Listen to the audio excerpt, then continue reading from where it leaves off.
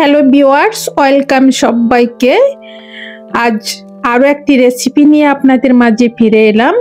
খুবই সহজভাবে অল্প সময়ের মধ্যে অল্প কিছু উপকরণে খুবই সুন্দর একটা রেসিপি আপনাদেরকে তৈরি করে দেখাবো। আমি আপনাদের হৃদয়টাকে হরণ করব আজকে। হয়তো এতক্ষণে বুঝেই ফেলেছেন আমি কিসের কথা বলছি। আজ তৈরি করব হৃদয় হরণ পিঠা। এই পিঠাটা দেখতে যেমন আকর্ষণীয় এবং খেতেও ভীষণ মজার। যে কোনো অকেশনে এই পিঠাটা তৈরি করে সাজাতে পারেন, যেমন জন্মদিন বা বিয়ের ডালা সাজাতে এই পিঠাটা তৈরি করতে পারেন। দেখতে ভীষণ ভালো লাগে। পিঠাটা তৈরি করা খুবই সহজ। আমাদের নিত্যদিনের গড়ে থাকা উপকরণ দিয়েই পিঠাগুলো তৈরি করতে পারবেন। চলুন মূল রেসিপিতে চলে যাই। পিঠা তৈরি করার জন্য প্রথমে একটা ডো তৈরি করতে হবে। এর জন্য ফ্রাই প্যানের মধ্যে 1.5 কাপ দুধ দিয়ে দিয়েছি আর দিচ্ছি স্বাদ মতো লবণ। দুধ আর লবণটাকে ভালোভাবে মিক্স করে নেড়ে ছেড়ে কিছুক্ষণ ফুটিয়ে নেব। দুধ ফুটে উঠেছে, এবার দিয়ে দিব 1.5 কাপ ময়দা। ময়দার পরিবর্তে আপনারা আটা দিয়েও পিঠাগুলো তৈরি করতে পারবেন। আমার কাছে ময়দা ছিল তাই আমি ময়দা দিয়ে পিঠাগুলো তৈরি করব। এবার নেড়ে ছেড়ে একটা ডো তৈরি করতে হবে। আর এই সময় গ্যাসের ফ্লেমটা একদমই লোতে রাখবেন, তা না হলে ডোটা বেশি শক্ত হয়ে যাবে, পিঠাগুলো ভালো হবে না, মসৃণ হবে না। এবার ডোটাকে প্যান থেকে একটা ডিশে তুলে নিব। ডিশে তুলে নেওয়ার পর হালকা গরম থাকা অবস্থায়, যেন হাতে ধরতে পারেন, হাতে সহ্য হয় এরকম গরম থাকা অবস্থায় খুব ভালোভাবে হাত দিয়ে মেখে নিতে হবে। তবে ময়দার ডোটাকে একটু সময় ধরে মাখালে পিঠাগুলো অনেক বেশি সুন্দর হবে এবং মসৃণ হবে।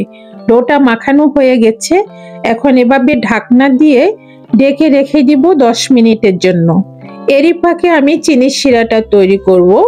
প্যানের মধ্যে দিয়ে দিব 1.5 কাপ চিনি আর 1.5 কাপ জল। জল আর চিনি এখানে সমপরিমাণ দিতে হবে। এরপর ফ্লেভারের জন্য দিয়ে দিব 2টো এলাচকে থেতো করে। এলাচের ফ্লেভারটা যদি আপনারা না নিতে পারেন বা ভালো না লাগে তাহলে একটা তেজপাতা দিতে পারেন। তেজপাতার ফ্লেভারটাও খুব সুন্দর। এবার চিনি আর জল খুব ভালোভাবে নেড়ে চেড়ে মিশিয়ে নিতে হবে। এই শিরাটা কিন্তু একতার বা দুতার হবে না, আর চিটচিটে যেটা ভাব সেটা হবে না, এটা পাতলা শিরা হবে। এভাবে কিছুক্ষণ ফুটিয়ে নেওয়ার পর 1 চামচ আমি ঘি দিয়ে দিচ্ছি। ফ্লেভারটা যেন ঘিয়ে ভাজা হয়, পিঠাগুলো মনে হবে ঘিয়ে ভাজা, সেজন্য 1 চা চামচ ঘি দিয়ে দিলাম।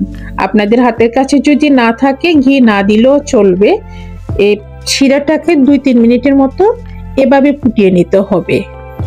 ফুটানো হয়ে গেলে ঢাকনা দিয়ে এক সাইডে এটা রেখে দিব। এখানে 10 মিনিট হয়ে গেছে। ময়দার ডোটাকে আরো একটু মথে নিব।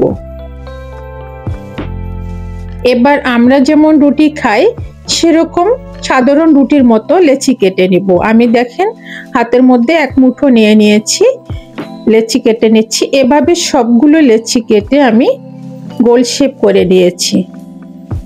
এবার একটা লেচি নিয়ে বোর্ডের উপরে, তার উপরে ময়দা ছড়িয়ে সাধারণ রুটির মতো বেলে নেব।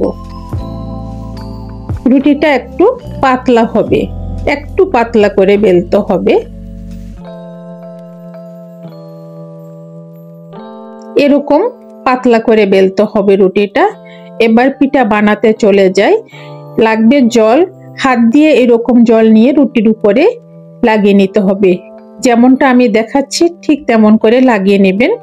তারপর ভাঁজগুলো দেখেন আমি খুব আস্তে আস্তে দেখাচ্ছি, একদম স্লো ভাবে দেখাচ্ছি। একটার উপরে একটা ভাঁজ এভাবে দিয়ে দিতে হবে। একই সমান করে সবগুলো ভাঁজ দিবেন, তাহলে পিঠাগুলো সুন্দর হবে দেখতে। আমি খুব আস্তে আস্তে দেখাচ্ছি আপনারা যেন বুঝতে পারেন। 2-1টা পিঠা বানালেই সবগুলো খুব সহজে বানিয়ে নিতে পারবেন।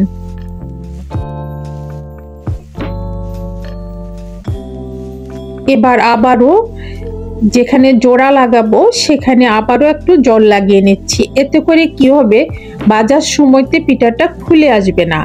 সেজন্য জলটা অবশ্যই লাগাবেন, অল্প করে একটু জল লাগিয়ে দিবেন, আঠার কাজ করবে জলটা। এভাবে করার পরে এবার জলটা সরিয়ে দিলাম। এবার এরকম একটা স্টিক নিয়ে মাঝখান দিয়ে একটু চেপে দিবেন, এভাবে চেপে দিতে হবে, তাহলে হার্ট শেপ হয়ে যাচ্ছে। দেখেন এরকম চিকন একটা স্টিক নেবেন, এটা হাত দিয়ে হবে না, স্টিক দিয়ে একটু চেপে দিবেন, তাহলে দেখেন এটা হার্ট শেপ হয়ে গেল।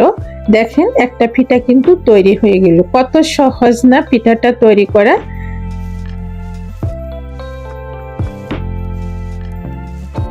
আরো একটা পিঠা আমি দেখিয়ে দিচ্ছি। রুটি বানানোর পরে এভাবে রুটির উপরে জল লাগিয়ে নিতে হবে, ভাঁজগুলো যেন খুলে না আসে, সেজন্য জলটা লাগানো হচ্ছে। জলটা লাগালে ভাজার সময় না ভাঁজগুলো আর খুলে আসবে না, লেগে থাকবে। এর জন্য অবশ্যই জলটা লাগাবেন। তারপর আগেরটার মতো তো ভাঁজ করে দিচ্ছি। ভাঁজ করার পর সেম একই পদ্ধতিতে সবকিছুই দুবারে আমি দেখিয়ে দিচ্ছি। খুব আস্তে আস্তে দেখাচ্ছি যেন আপনারা বুঝতে পারেন। ভিডিওটা হয়তো একটু লম্বা হবে, প্লিজ আপনারা পুরো ভিডিওটা দেখবেন। আবারও যেখানে জোড়া লাগাবো সেখানে জল লাগিয়ে নিচ্ছি। এভাবে যদি করেন একটা পিঠাও ভাজার সময় কিন্তু খুলে আসবেন না। সবগুলো পিঠা খুব সুন্দরভাবে ভাজা হবে আর দেখবেন কত সুন্দর হয়। আবারও স্টিক নিয়ে মাঝখানটা একটু চেপে দিব। এই যে হার্ট শেপ হয়ে গেছে, দেখেন কত সুন্দরভাবে, কত সহজভাবে পিঠাগুলো তৈরি করা যায়। আরো একটা পিঠা আমি তৈরি করে নিয়েছি। একইভাবে সবগুলো পিঠা আমি তৈরি করে নিয়েছি। এবার নিয়ে যাব ভাজার জন্য। ভাজার জন্য এখানে তেলটাকে আমি মিডিয়াম হিট করে রেখেছি। খুব বেশি গরম তেলে কিন্তু ভাজা যাবে না, তাহলে কিন্তু পিঠাগুলো ভালো হবে না।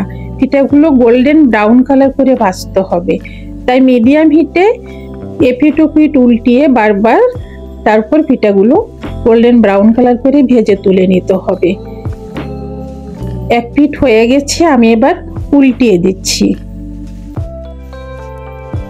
গ্যাসের ফ্লেমটা সবসময় মিডিয়াম টু লোতে রাখবেন, কখনো লো করে দিবেন, কখনো মিডিয়ামে রাখবেন। দেখবেন পিঠার কালারটা খুব সুন্দর আসবে, অনেক বেশি ক্রিস্পি হবে। আবার যখন চিনি শিরাতে ভেজাবো তখন একদম সফট হয়ে যাবে।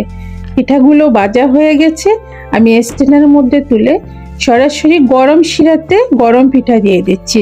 শিরাটা কিন্তু আমার গরম আছে, আমি ঢাকনা দিয়ে রেখেছি, তো সেজন্য শিরাটা গরম আছে এখনো। এখন গরম পিঠাগুলো শিরার মধ্যে 30 মিনিটের জন্য ঢাকনা দিয়ে ঢেকে রেখে দিব। এখানে আমি আপনাদেরকে দেখানোর জন্য চিনি শিরাতে 30 মিনিটের মতো রাখছি, আপনারা 1 ঘন্টা রাখবেন। তাহলে দেখবেন পারফেক্টলি ভাবে শিরাটা পিঠার ভিতরে ঢুকে একদম রসালো হয়ে যাবে, অনেক বেশি সফট হবে। এখানে 30 মিনিট হয়ে গেছে, এখন ঢাকনা তুলে নিয়েছি। পিঠাগুলো ক্লোজ করে একদম দেখিয়ে দিচ্ছি আপনাদেরকে। দেখেন 30 মিনিট পর পিঠাগুলো এরকম ফুলেছে, শিরাটা অনেক টেনে নিয়েছে। আপনারা যদি 1 ঘন্টা রাখেন তাহলে আরো বেশি ফুলবে, পিঠাগুলো আরো রসালো হবে, খেতে ভীষণ ভালো লাগবে। একবারে নরম তুলতুলে জুচি হবে, খেতে ভীষণ ভালো লাগে। পিঠাগুলো দেখতে যেমন আকর্ষণীয় সুন্দর, তেমনি খেতে ভীষণ মজার।